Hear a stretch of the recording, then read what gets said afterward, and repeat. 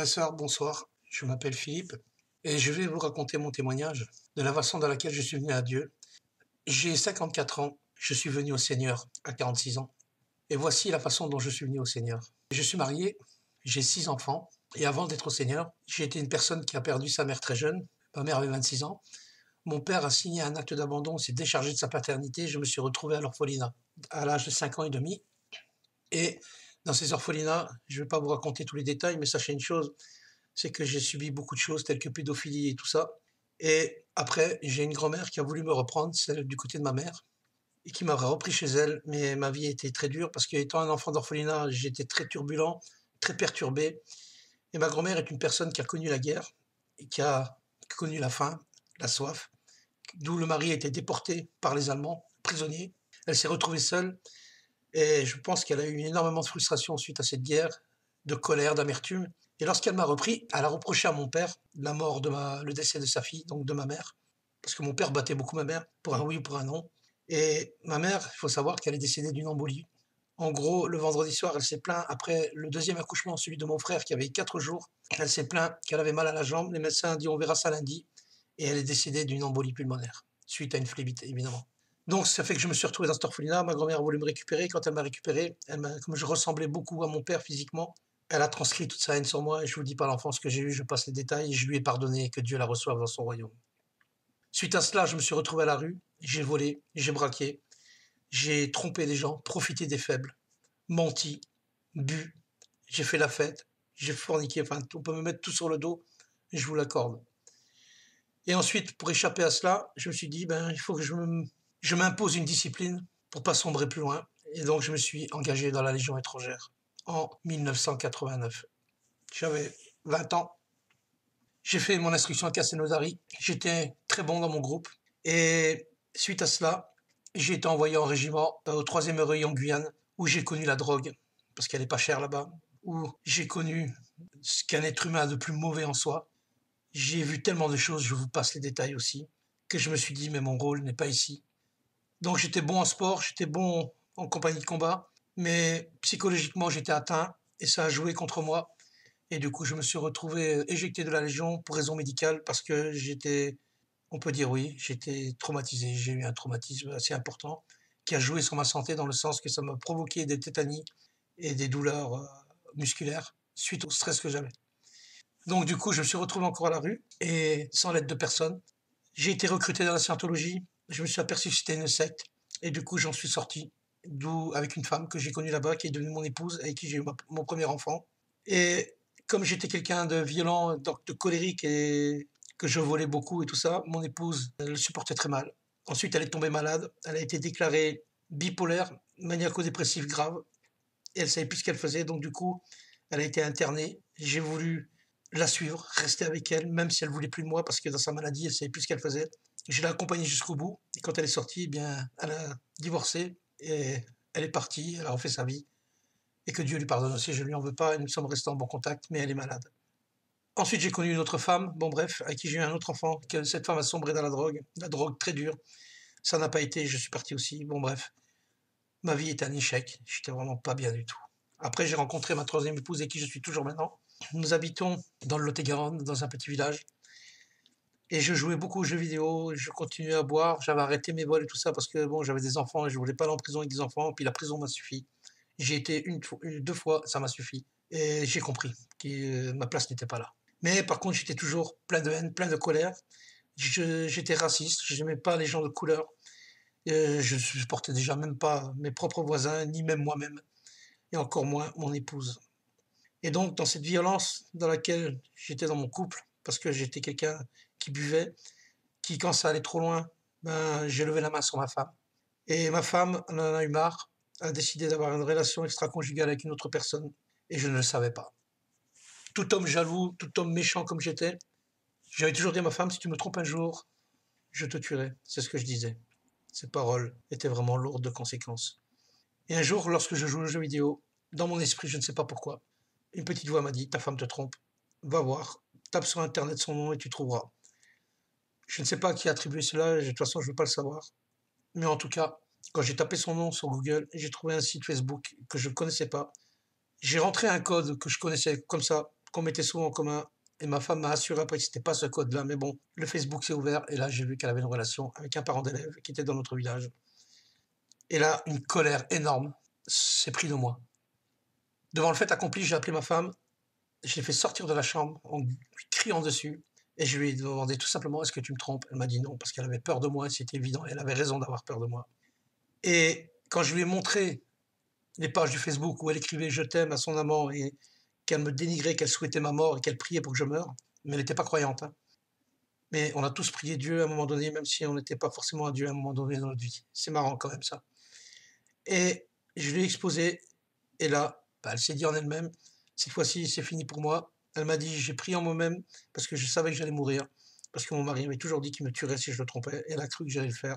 Et j'étais vraiment dans une colère noire, et elle avait raison d'avoir peur. Alors je vous explique ce qui s'est passé ensuite, et je bénis Dieu pour ce qui est arrivé. Dans une colère vraiment énorme, je suis sorti dehors, et un nom m'est apparu dans ma conscience, c'est Dieu. Et là, je me suis dit, ah oui, ce Dieu, ah ouais, ce Dieu. Et je suis sorti dehors, j'ai crié sur ma terrasse, mais à plein poumon. J'ai dit, écoute-moi bien, si tu existes vraiment, toi, le Dieu là-haut, j'ai dit, tu m'as tout enlevé depuis que je suis né, ma mère, je me suis retrouvé à la rue, j'étais en prison, j'ai mal fini, j'ai perdu déjà 2 femmes, mes relations ne vont pas du tout et je ne veux pas perdre ma famille ici parce que j'y tenais énormément. J'ai dit, ne permets pas que ma famille soit détruite, ne permets pas que ma femme s'en aille. J'ai dit, si tu ne t'occupes pas d'elle, j'ai dit, je ne peux rien faire, mais j'ai dit, si tu la sauves, si tu sauves mon couple, tu changes ma femme, je te servirai toute ma vie. En entendant ces cris et cette douleur, ma femme m'a expliqué que dans son cœur, il s'est passé quelque chose. Je suis ensuite rentré de la terrasse sur le canapé, j'ai regardé fixement ma femme avec plein de colère, j'étais confus. Et à un moment donné, quand je l'ai bien regardé, je ne sais pas comment vous expliquer, il y a un moment de silence, j'ai vu ma femme qui avait peur, qui tremblait, qui était abattue. Et une petite voix a résonné dans mon cœur. Et je ne peux me l'expliquer dans la rage où j'étais. Et elle m'a dit, pardonne-lui. Je me souviens de m'être dit en moi-même, mais quoi? Pardonner? Mais tu délires, Philippe. Elle t'a trompé, elle t'a trahi. Mais c'est n'importe quoi. Et je vous assure que cette voix s'est fait plus forte que moi, m'a répété toujours dans une sérénité et un calme, pardonne-lui. Regarde-la. Et là, je me suis mis à la regarder. Et cette petite voix m'a dit dans mon cœur, elle t'a trompé, c'est vrai. Mais toi, regarde comment tu t'es comporté avec elle. Comment tu as agi avec elle dans ta vie. Regarde le mal que tu lui as fait au lieu de voir le mal qu'elle t'a fait. N'est-ce pas l'une de tes victimes, plus que tu es sa victime? Et là, je ne sais pas comment expliquer. Mon cœur était en train de fondre. Et je l'ai regardé pendant que j'entendais cette petite voix. Excusez-moi, j'ai un peu les larmes. Et je me suis dit, c'est vrai. Je lui ai tant fait de mal. J'ai tellement été dur avec elle. Et je me suis dit, c'est vrai. C'est ma victime. C'est moi le bourreau dans l'histoire. Et ensuite, j'ai été rebalancé dans le passé. Tout le mal que j'ai fait. Et je me suis rendu compte que j'étais vraiment pas juste du tout. Et ma petite voix a répété, pardonne-lui. J'ai regardé ma femme dans les yeux. Et je lui ai dit, je te pardonne. Et qu'au moment où je lui ai dit, je te pardonne, toute ma colère, ma haine, ma frustration, mon racisme, tout a disparu en une seconde. Et j'ai pris conscience combien j'étais mauvais, combien j'avais tort. Et quand ma femme a vu et entendu que je lui pardonnais, elle a été choquée. Et elle m'a expliqué que dans son fort intérieur, à ce moment-là même, elle ne sait pas non plus pourquoi, toute sa haine contre moi, parce qu'elle priait pour que je meure, elle voulait que je meure, s'est transformée en amour. Et elle ne comprenait pas ce qui lui arrivait. Et moi, j'étais anéanti, brisé. Mais je ne sais pas comment vous expliquer, en même temps soulagé. Et là, ça a commencé. J'ai eu dans mon cœur, dans mon esprit, une force qui m'a dit, maintenant il faut que tu lis la Bible. J'ai pris une Bible, j'ai commencé à la lire. J'ai expliqué des versets à ma femme. C'est venu comme ça. Et ma femme, en entendant la parole de Dieu, elle qui disait toujours que Dieu, oui, oui, Dieu, Dieu, Dieu, Dieu, Jésus, Jésus, Jésus. Combien de fois je l'en avais parlé avant? Et ce qui est marrant, ce qui est paradoxal par rapport à ça, c'est que quand j'étais dans ma méchanceté, 3 semaines avant que je me convertisse, j'ai sorti cette phrase à ma femme. Je lui ai dit un jour, dans un moment de bonheur qu'on était ensemble, parce que ça arrivait de temps en temps, je lui ai dit, tu sais quoi, chérie? Dieu m'aime et je suis sûr qu'il va nous sauver. Je ne sais pas pourquoi j'ai dit ça. 3 semaines après, on est là où je suis en train de vous parler. Nous avons lu la Bible Et nous avons ressenti, après avoir lu la Bible, même si on ne la comprenait pas, quand on a lu la Nouvelle Alliance, on s'est senti poussé à aller se faire baptiser. Je voulais servir le Seigneur, je voulais l'aimer parce que mon couple allait beaucoup mieux. Ma femme m'avait pardonné et il n'y avait plus de dispute, il n'y avait plus de haine, plus de colère. J'étais soulagé, j'étais dans une paix totale. Et je me suis dit, tu vois, chérie, regarde, Dieu agit. Et là, ma femme a admis que Dieu agissait vraiment parce que c'est impossible de faire un tel miracle que ma femme voulait partir, à savoir, ça s'est passé un vendredi et ma femme avait décidé de faire ses valises et partir le lundi avec son amant et que le samedi même, elle a téléphoné à son amant pour lui dire c'est fini. J'ai pris son amant au téléphone, je lui ai dit écoute, je sais que tu as une relation avec ma femme, mais Dieu me demande de te pardonner, je te pardonne. Mais par contre, n'approche plus jamais de ma femme. Voilà ce que j'ai dit. Et il a dit ok, d'accord, et ça s'est arrêté. Ma femme s'est repentie, elle a pleuré pendant 2 semaines.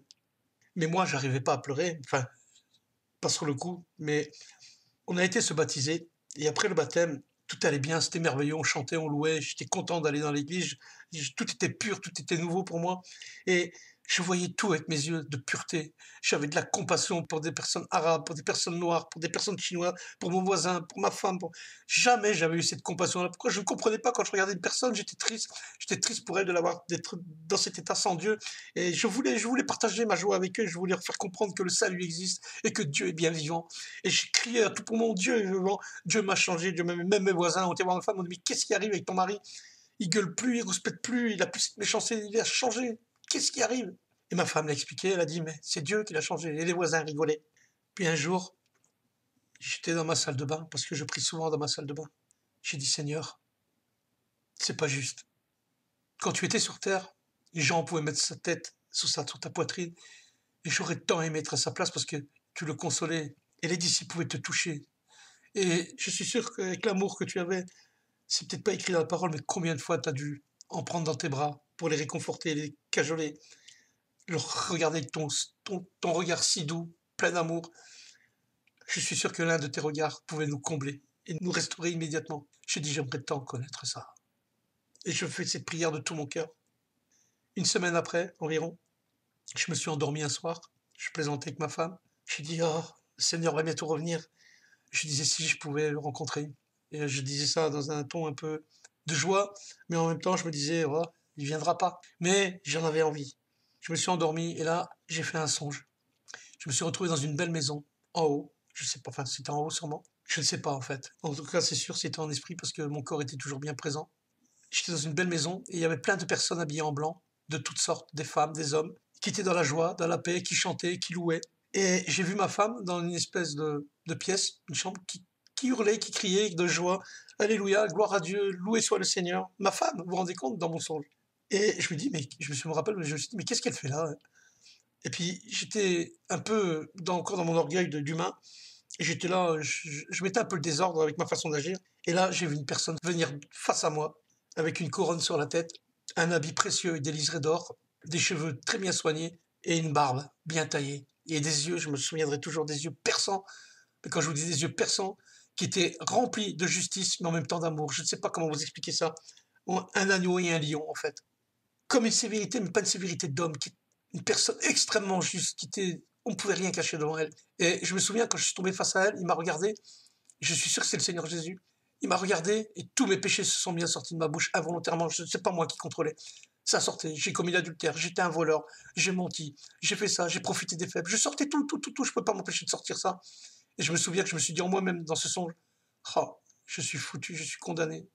Là, c'est fini pour moi. Et au moment même que j'ai fini les derniers mots de cette phrase, je tiens à signaler que je ne parlais pas avec ma bouche, avec mes lèvres. C'était comme si on parlait par télépathie, d'esprit en esprit. Et je me rappelle qu'il m'a pris gentiment et doucement par une épaule. Il m'a fait tourner à peu près de 3/4. Et j'ai vu une assemblée de vieillards qui apparaissaient. Ils étaient entre 10, je ne sais plus exactement, 15 ou 8, je ne me rappelle plus. Parce que ça faisait comme une petite assemblée avec des longues barbes. Ils m'ont fait peur d'ailleurs. J'avais un peu peur parce que je sentais que c'était de la justice. Et il a dit, est-ce que cet homme est coupable? Et ils ont tous répondu, il n'est plus coupable, il est pardonné. Ensuite, il s'est tourné vers moi, il m'a regardé, il a dit, tu vois, ici, personne ne te condamne.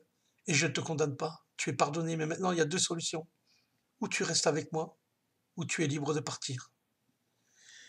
Et moi, dans mon orgueil, parce que je ne comprenais pas, parce que j'avais sorti tout ça comme ça, je me dis, mais qu'est-ce donc?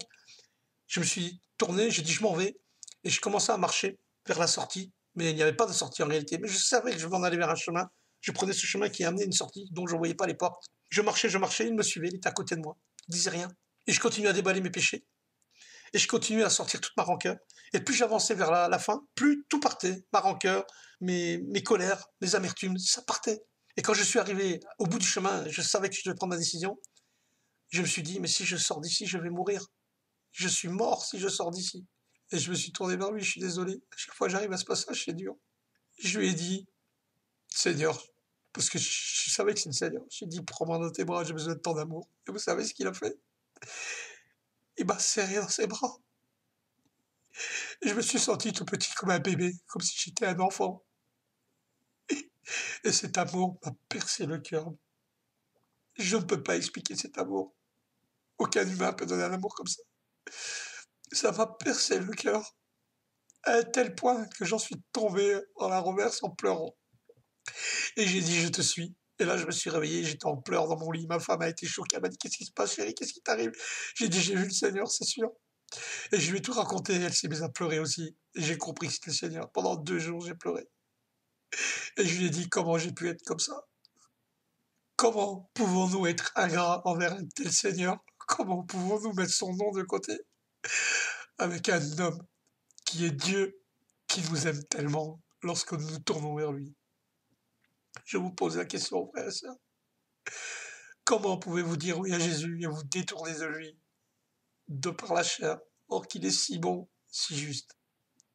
Depuis ce temps-là, je sers le Seigneur du mieux que j'ai pu. Alors j'ai eu des hauts et des bas.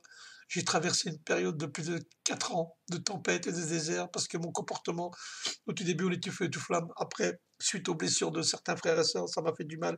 Donc du coup, j'ai eu l'amertume qui est revenue en moi et tout ça. Mais Dieu m'a fait comprendre que ce n'était pas bon. Mais ça a été permis parce que quand vous êtes jeune converti, que vous êtes content, vous voulez partager ça avec tout le monde, on ne vous comprend pas, on vous rejette. Et on vous dit oui, oui, bon, ouais, c'est bon. Et ça blesse et ça fait mal. Mais le Seigneur m'a fait comprendre à travers toute cette période que j'ai traversée que j'étais encore une fois dans l'erreur, que je ne dois pas les mépriser, que je ne dois pas faire attention à ça, que je ne dois pas laisser mon cœur s'endurcir. Et il m'a dit, rappelle-toi, il m'a montré encore une fois, rappelle-toi comment moi je t'aime. Tu dois aimer les autres comme ça. Et j'ai dit, mais Seigneur, je n'ai pas la force pour faire ça. Chaque chose en son temps. C'est une marche avec le Seigneur. On ne peut pas changer du jour au lendemain de notre propre force si Dieu n'agit pas dans nos vies. On ne peut pas aimer les autres si l'amour de Dieu n'est pas en nous. Et moi, où je m'en veux, c'est qu'avec tout ce qu'il m'a donné, je me suis dit, mais comment je peux être aussi ingrat envers toi, Seigneur, que j'ai promis de te servir et que je suis retombé une multitude de fois? Eh bien, vous savez quoi? Son esprit a toujours attesté son amour pour moi et m'a montré les erreurs. Et vous savez comment? Pas en me tapant un coup de bâton ou en me faisant chuter. Non, avec une parole douce de sa parole, tout le temps, en la prière, dans mon esprit. Dieu a toujours fait comprendre que j'étais son enfant. Et que si je marche dans l'erreur, je me punis moi-même parce que c'est moi qui me sépare de lui, c'est pas lui qui se sépare de moi, il est juste fidèle pour être toujours là. Voilà, frères et sœurs, mon témoignage de comment je suis venu au Seigneur.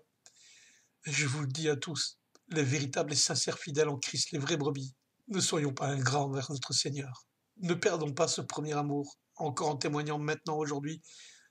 Cet amour est renouvelé et le Seigneur en atteste. Et je vois encore son visage. J'ai vu son visage qui est rempli de justice et d'amour. Mais c'est un Dieu, je vous le dis, qui ne fait pas de compromis. Il aime, il pardonne, mais il vous demande de le suivre et de ne plus être comme avant. Et si vous vous détournez sincèrement de tout votre cœur du mal, il vous aidera et vous donnera la force d'aller jusqu'au bout. Voilà, mes frères et sœurs, soyez grandement bénis. Maintenant, vous savez qui je suis. Et je vous bénis par la grâce de notre Seigneur. Merci de m'avoir écouté. Amen.